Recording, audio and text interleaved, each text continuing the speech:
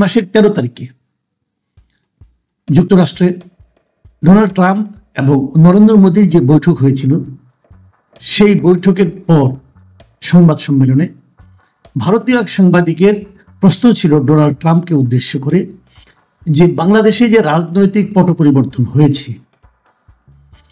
এই ক্ষেত্রে যুক্তরাষ্ট্রের ডিপ স্টেটের কোনো ভূমিকা ছিল কিনা, মানে যুক্তরাষ্ট্র অফিসিয়ালি অথবা আনঅফিসিয়ালি এখানে কোনো ভূমিকা রেখেছিল কিনা, এখানে টাকা পয়সা দিয়ে কোনো রকম প্রভাব বিস্তারের চেষ্টা করেছিল কিনা, এরকম প্রশ্ন ছিল।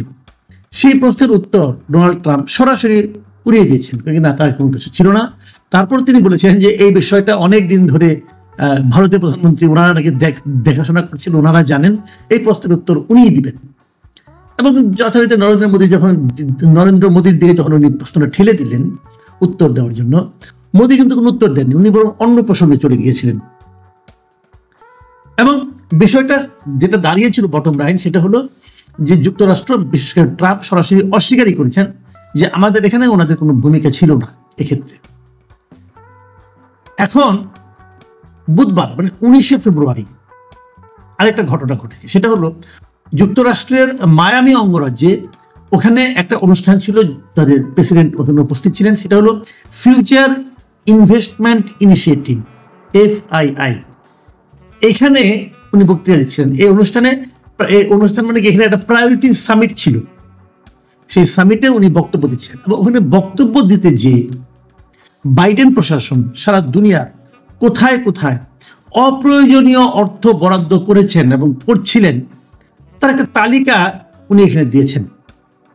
বলাই বাহুল্য যে ওনার মানে সঙ্গে যে থাকেন এলন মাস্ক, ওনার সহযোগী ইদানিং ধনকুবের, এই এলন মাস্ক কিন্তু এই তালিকাগুলো বেসিক্যালি তৈরি করেছেন। উনিও এই সরকারি সক্ষমতা বিভাগ নামে একটা প্রতিষ্ঠান, একটা জায়গায় ওনাকে ঢুকানো হয়েছে এবং উনি দেখছেন কোথায় কোথায় অপচয় হচ্ছে, কোথায় কোথায় খরচ কমানো যায় এরকম। এবং এটা দেখতে যে দেখছেন USAID নামে যে প্রতিষ্ঠানটা যুক্তরাষ্ট্রের এতদিন ধরে ছিল, এটাকে উনি একদিন বিলুপ্তই করেছে। এই USAID এর মাধ্যমে সারা দুনিয়ায় তারা প্রচুর টাকা পয়সা বিভিন্ন কারণে, গণতন্ত্রের নামে, গণতন্ত্রের বিকাশের নামে, রাজনৈতিক প্রতিষ্ঠানকে শক্তিশালী করার নামে নানা রকম ভাবে তারা টাকা পয়সা দিত। তো এখানে উনি একটা তালিকা দিয়েছেন এবং কোটি কোটি ডলারের তালিকা একটা, এবং সেই তালিকার মধ্যে উনি কিছু দেশের নাম, ইন্ডিয়ার নাম বলেছেন।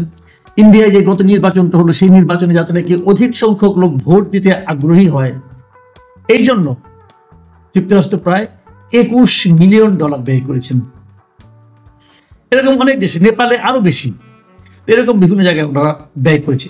এর মধ্যে বাংলাদেশের নামটাও আছে। বাংলাদেশের জন্য ব্যয়ের পরিমাণ হচ্ছে $29 মিলিয়ন, মানে $29 মিলিয়ন, যেটা আমাদের টাকায় হচ্ছে $2,90,00,000 মার্কিন, প্রায় 300 কোটি টাকা। তো এই টাকাটা তারা ব্যয় করেছে আমাদের এখানে। কেন করেছে? সেখানে বলা হয়েছে যে বাংলাদেশের রাজনৈতিক পটভূমি শক্তিশালী করার উদ্দেশ্যে এই টাকাটা বরাদ্দ দিয়েছে বাইডেন প্রশাসন। এটা যে মাত্র একবার দিয়েছে তা কিন্তু না, USAID তো আমাদের এখানে অনেকদিন ধরে কাজ করে, তার মানে এর আগেও এটা ব্যয় হয়েছে। এই যে জিনিসটা ব্যয় হওয়াটা আমাদের রাজনৈতিক পটভূমি শক্তিশালী করার জন্য যুক্তরাষ্ট্রের এই যে আগ্রহ এবং নানা প্রতিষ্ঠানের মাধ্যমে অর্থ বিনিয়োগ, বেসিক্যালি এটাই ডিপ স্টেট বলা হয়, এগুলিকে ডিপ স্টেট বলা হয়। সেখানে CIA এর ইনভলভমেন্ট, সেখানে আরো গোয়েন্দা সংস্থাগুলোর ইনভলভমেন্ট, এগুলি ডিপ স্টেটের কাজ। তো যে জিনিসটা উনি 13 তারিখে অস্বীকার করলেন, একদম মুখ পুছে অস্বীকার করলেন, 20 তারিখে আবার ওটাই উনি বলে দিলেন।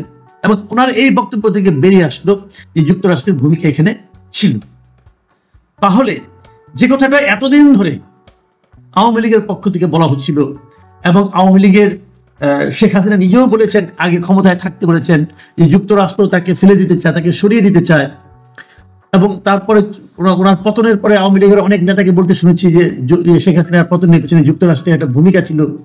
এই যে বিষয়গুলো ছিল, এই যে কথাগুলো, এগুলো একেবারে মূল্যহীন, একেবারে ভিত্তিহীন, এখন তো আর তা মনে হচ্ছে না, হয়তো বা ছিল।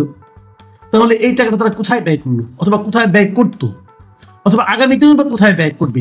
ধরেন যদি বাইডেন এখনো থাকতেন ক্ষমতায়, ধরা যাক, তাহলে তো এই অর্থটা তো বাংলাদেশে ইউনূস সরকারের জন্য পজিটিভ ভাবে ব্যয় হতো। ইউনূস সরকারকে আরো ভালো কিছু করার জন্য, ভালো কিছু দেখানোর জন্য হয়তো এটা ব্যয় হতো। আবার আওয়ামী লীগের ক্ষেত্রে, যারা আওয়ামী লীগ সরকার ছিল তাদেরকে ওখান থেকে নামিয়ে দেওয়ার জন্য হয়তো ব্যয় হয়েছে। অনেকে কিন্তু জিজ্ঞাসা করেন এই যে বড় বড় বিভিন্ন রকম আন্দোলন হয়, হ্যাঁ, হাজার হাজার মানুষ আন্দোলন করেন, এটা একটা ব্যয় আছে না, এই ব্যয়টা কোথেকে আসে? তখন দু একজন বলতো ভাই এই যে খরচগুলো ভূতে যোগায়। তো এখন বোঝা যাচ্ছে ভূতটা বোধ হয় এটাই ভূত, এরাই ভূত। আমি ঠিক জানি না আসলে কি, কিন্তু এই কথা থেকে আবার অনেকে ভুল বুঝতে পারেন। অনেকে ভুল বুঝতে পারেন এই কারণে, অনেকে ভাবতে পারেন যে তাহলে কি যুক্তরাষ্ট্রই হাসিনাকে নামিয়ে দিল? না, আমি কিন্তু তা মনে করি না। যুক্তরাষ্ট্র যেমন নামিয়ে দিতে পারে না এককভাবে, ভারতও তেমনি কোনো একটা সরকারকে ধরে রাখতে পারে না। ভারত নিশ্চয়ই হাসিনা সরকারকে ক্ষমতা রাখতে চেয়েছিল, পারে নাই।